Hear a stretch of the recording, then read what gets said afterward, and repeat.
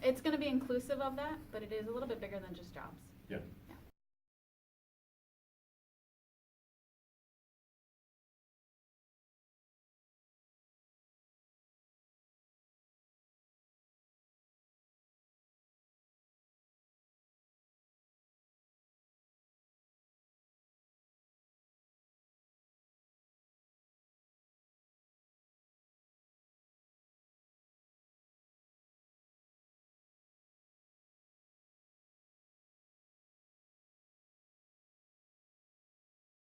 Should go 75%, and I think in the most, so the state law already articulates, we passed this years ago, a reduction of carbon emissions, and we're not there. We're actually not even close to being there. We're gonna blow by our 2025 target by quite a bit. There's no actual way we can meet that 2025 target. So in previous versions of the bill, it's pulled out. I mean, if there's no actual concrete way we as the legislature can achieve something by 2025, I don't feel like it makes a lot of sense to put it in and disappoint everybody when we scientifically know we're not gonna be able to meet it.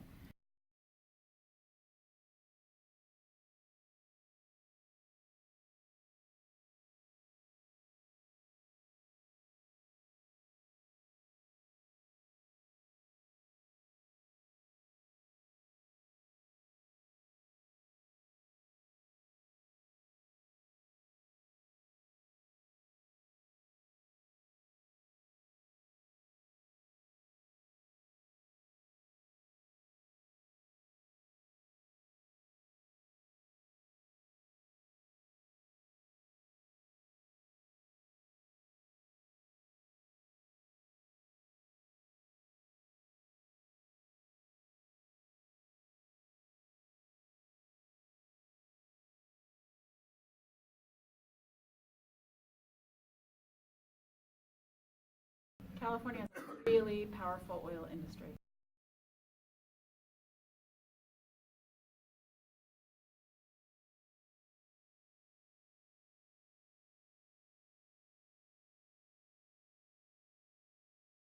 Okay.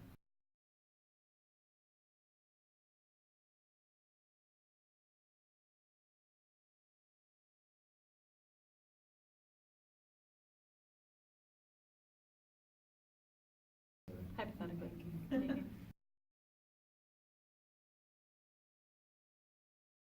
Thank you. That is a super wonky but very important issue.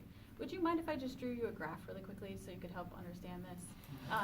Because I found that to be the easiest way to explain the cap and trade program to people who maybe don't want to think about it ever.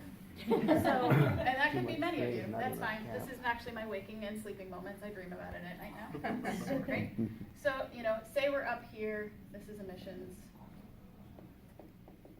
and this is time. And say 2050 is here, and here we are somewhere around like 2019. We know we're up here, our targets are down here, we're not gonna make them, we're actually on an upward trajectory, and we need to be at, say 80% of where 2050 is. Here's how a cap and trade program works. Gradually over time, the state agency who's in charge of it will put out fewer and fewer allowances to meet this declining cap. And say you are a trade exposed company for whom economic reports, hypothetically, actually there's a good one, I'm not just speaking hypothetically. December we got an initial report before our carbon committee from an economist group that explained to us which categories of industries in Oregon are trade exposed, energy intensive. You'll hear a term leakage, which is through this program we don't want to just move the program elsewhere. That doesn't actually fix the overall carbon emissions, because something economists will tell us is overall carbon emissions are the problem. It doesn't matter where the carbon emitting happens, whether it's here, whether it's in New Jersey where I grew up. However you can reduce, wherever it is, will be overall beneficial for our world. So say you're an EITE, and the free emissions, I think in a lot of people's heads, make it sound like you get to do this forever. That's not true. It is a directly allocated emissions, which means that they don't have to pay for it, but they are going to need to proportionally reduce their part over time. or else they're gonna have to start paying over here for what they can't reduce and buying that from somebody else who is reducing under here. So it is much more of a trading system. And the idea is together, as an entire economy, we bring down our emissions over time, and we allow those reductions to happen where companies can do them more cheaply, and then where companies either don't have the current technology yet and or are working on it, or just don't have the capacity given the nature of their work to reduce, they'll have to eventually purchase allowances to offset that reduction happening somewhere else. Okay. Yeah.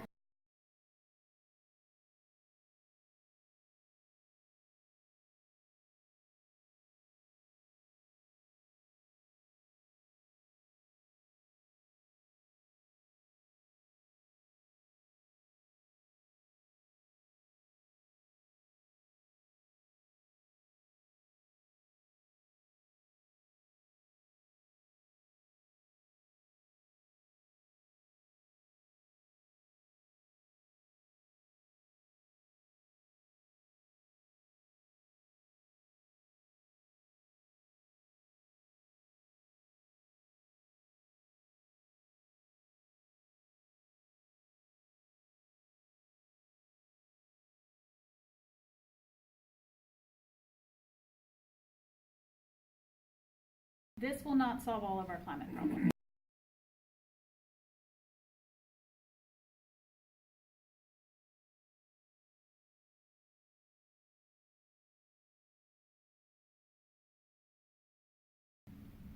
No, there's a great graph, which if you send us an email, I'm happy to send it along. Okay. The largest chunk is from transportation. And so that is people driving. We are trying to find a location closer to Selwood, so not as many people have to drive as far to get out to Clackamas Town Center. But a good chunk of it is vehicle emissions, transportation emissions, trucks, other kinds of moving goods. That is the biggest piece that even countries that are way ahead of us on this are having a really hard time cracking.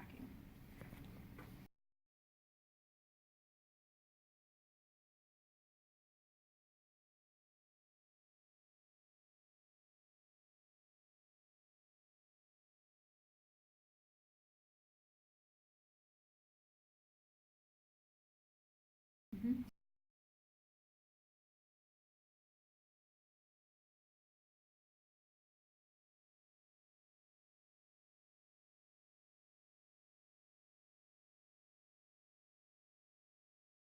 What does it work? So banking is important because it drives down reductions in the short term.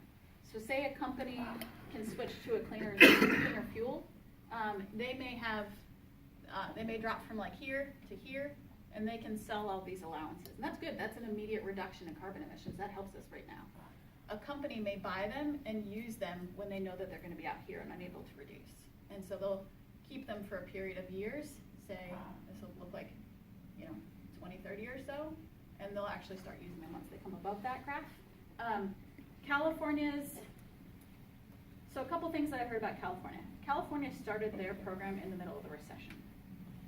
So right off the bat, they had fewer emissions than they thought they were going to, and they had an excess of allowances. They've also allowed a longer period of time to bank. And the thing about banking is you have to offset the capital improvements. So the company that's taking the reductions right here is selling those to offset the improvements or investments they've made up front. And that's great because they may have to carry those and pay for them over a period of whatever years that they've penciled out in the business plan. It may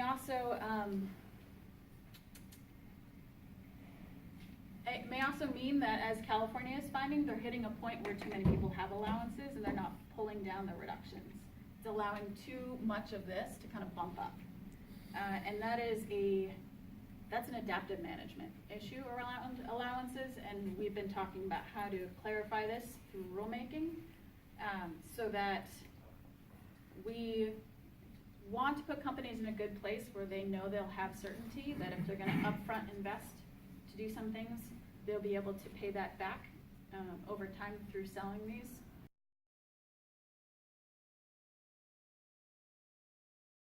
Not an economist. I think it's one of those things to not put in a bill. Because the tension between creating a new regulatory program in any kind of sector is we want to put as much sideboards around the program as we need to create a good, robust, transparent structure. But a lot of the sector-specific decisions that happen through rulemaking need to happen in a way that we can go through a robust rulemaking process around it, which is when companies will come in and provide very detailed comments that they probably wouldn't put on a legislative record around how this would affect their business operations. So do you